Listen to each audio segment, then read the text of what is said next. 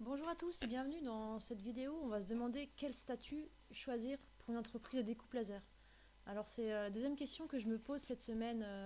Donc c'est ma première semaine de mon défi en 5 mois pour créer mon entreprise et la question du statut, je pense qu'il faut la définir dès le départ, même si après on peut changer d'avis et puis voilà. Alors en fait le problème c'est qu'il y a pas mal de choix. Mais on va dire que si vous êtes tout seul, un entrepreneur tout seul, voilà, vous avez deux types de choix, soit la micro-entreprise, soit une entreprise individuelle. Le tout, c'est qu'il faut bien cadrer son entreprise dès le départ pour être rentable et pour pas se mettre dedans, quoi. Euh, donc c'est important, c'est de bien réfléchir à sa situation, de contacter les bonnes personnes, le guichet des entreprises et se renseigner un maximum auprès de gens qui font les mêmes activités que vous, par exemple sur les groupes Facebook. Moi, par exemple, je suis en micro-entreprise depuis, donc, comme on voit là sur l'image, depuis octobre 2018. Donc là, par contre, on voit que mon activité, c'est édition de revues périodiques, parce que sur ma micro-entreprise, j'ai deux activités, une de prestation de service et une de découpe laser. Donc là, ils m'ont mis l'activité, le code APE d'édition de revues périodiques. Par contre, mon activité principale, c'est la découpe laser, donc fabrication d'objets divers en bois et en cuir. Euh, donc j'ai une micro-entreprise, mon activité principale déclarée c'est ça, fabrication d'objets, et le code APE associé à la fabrication d'objets c'est le 1629Z. Donc on va aller regarder sur le workbook quelques critères pour différencier les deux types d'entreprises et, et comment choisir ce qui est le plus adapté à votre situation. Alors, on est sur le petit workbook que vous pouvez consulter en bas de la page. Je vous invite à faire, si vous voulez remplir les cases, comme j'ai commencé moi à faire cette semaine, vous pouvez le télécharger et puis faire fichier, créer une copie. Voilà, donc en fait, je vais un peu zoomer.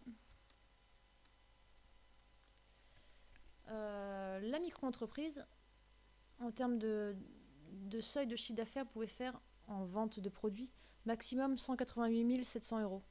Moi, ça me semble déjà pas mal. Pour l'instant, l'année dernière, j'étais à 75 000 euros. Donc, je suis loin d'atteindre le seuil de chiffre d'affaires. Pour une entreprise individuelle, vous n'avez pas de seuil. Les frais de création de la micro-entreprise, c'est gratuit, alors que c'est payant pour une entreprise individuelle.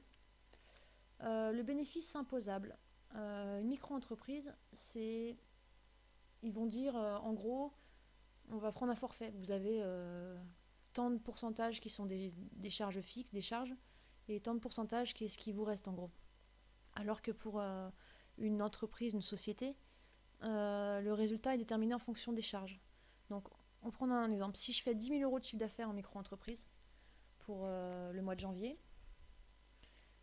il calcule un abattement de 71%. C'est-à-dire que 71%, il considère que c'est mes charges.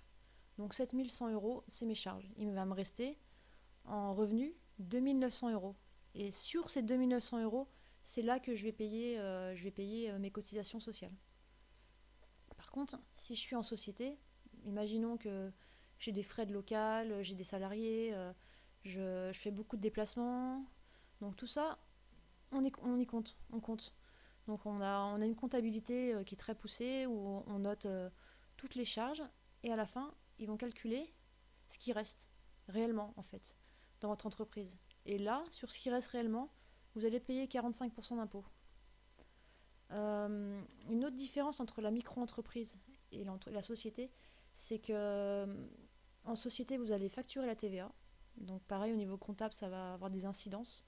Ça peut être aussi bien parce que vous pourrez faire des prix TTC. Vous récupérez la TVA, quoi.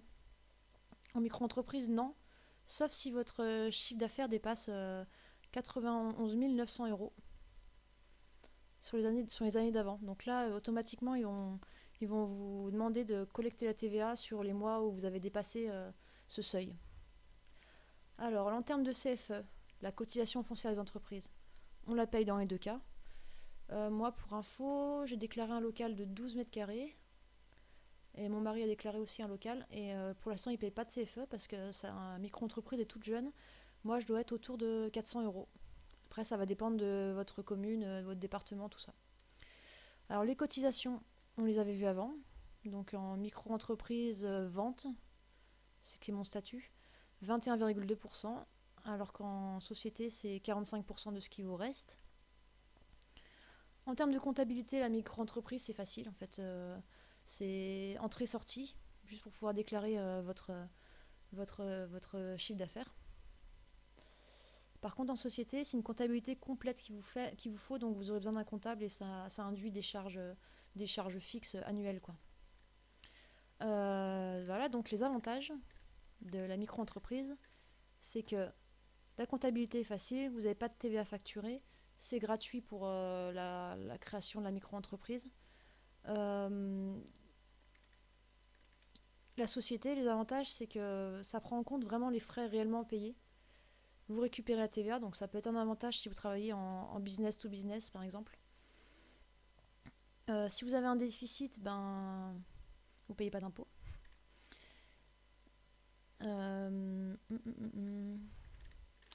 Et donc les questions à se poser, c'est est-ce que je vais avoir des charges fixes importantes? Est-ce que comme moi, par exemple, vous avez l'atelier à la maison? Est-ce que vous allez avoir des salariés? Est-ce que vous comptez amortir le coût de la machine? La deuxième question, c'est est-ce que c'est une activité principale ou une activité complémentaire? Est-ce que vous allez avoir des salariés? Est-ce que vous avez besoin d'un financement? Parce qu'il faut savoir que les banques, elles vont avoir plus tendance à prêter de l'argent à quelqu'un qui fait une société plutôt qu'à quelqu'un qui monte une micro-entreprise. Pareil, est-ce que l'administratif vous fait peur? Si l'administratif vous fait peur, franchement, je ne vous conseille pas de vous tourner vers une société à moins de prendre des gens qui vous aident et voilà. Et est-ce que vous comptez dépasser les seuils de chiffre d'affaires rapidement? Donc, est-ce que vous comptez faire 188 000 € de chiffre d'affaires cette année? Donc, c'est la question. Pour ma part, donc du coup, qu'est-ce que j'ai mis? J'ai mis... j'ai pas rempli ici. En fait, pour ma part, du coup, j'ai l'entreprise à la maison. Donc, j'ai pas trop de charges fixes. Ça m'évite un loyer autour de 500-600 € et des frais d'électricité, des frais de téléphone, tout ça, tout ça.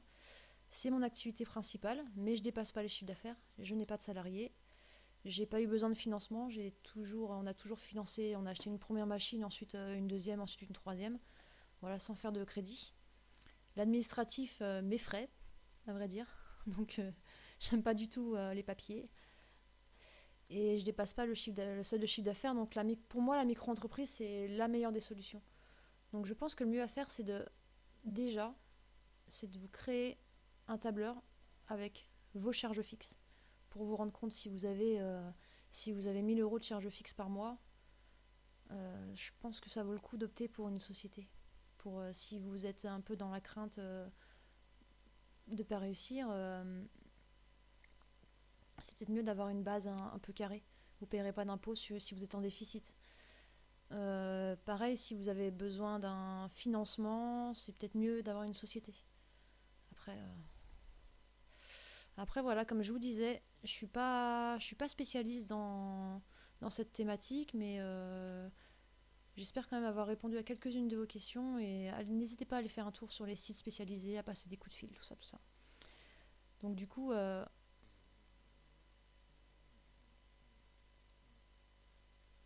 donc voilà, c'est fini pour cette vidéo. J'espère qu'elle vous sera utile et on se revoit dans bientôt, aujourd'hui ou demain, pour la troisième question que je me suis posée cette semaine pour mon défi de 5 mois pour créer mon entreprise, c'est qu'est-ce que je vais vendre? Allez, à bientôt.